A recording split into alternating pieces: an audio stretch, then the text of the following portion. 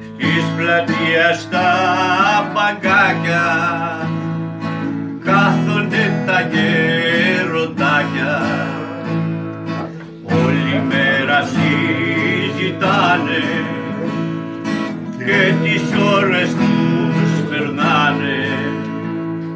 Λένε για τα περασμένα, για τα νιάτα τα χαμένα, όλο για αρρώστιες λένε, μια γελάνε και μια κλαίνε. Όλοι μαζί.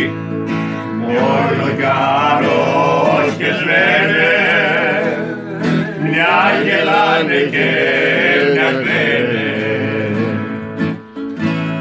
Ο Σάκης έχει την καρδιά του κι ο Μπάμπης πέτρα στα νεφρά του. Μίμης έχει σκοτωδίνει, έχει και πολύ στερή και κρασί και ούρλι. Ο Γιώργος στα πλευρά του σφάχτη και στα μάτια καταράκτη. Έχει λίγο τη χολή του και μπροστά της το πολύ του. Έχει λίγο τη χολή του και μπροστά της το πουλί του. Όταν είχανε τα νιάτα και λαϊδούσαν τα πουλάκια, τώρα ψάχνουν να τα βρούνε για να μην κατουρηθούνε. Το πρωί όταν ξυπνάνε την κυρά τους γαργαλάνε και τον κόλλο τους κουνάνε, γιατί νομίζουν πως γαμάνε.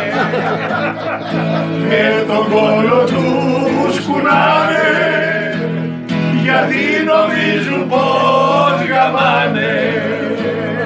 Καθίστε τώρα γεροντάκια γύρω απ' τα τραπεζάκια, παραγγείλτε καραφάκια να πάνε κάτω τα φαρμάκια.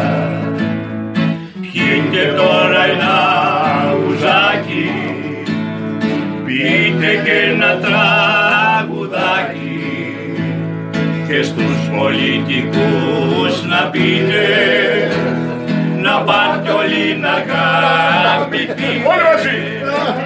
Και στους πολιτικούς να πείτε να πάτε όλοι να αγαπηθείτε.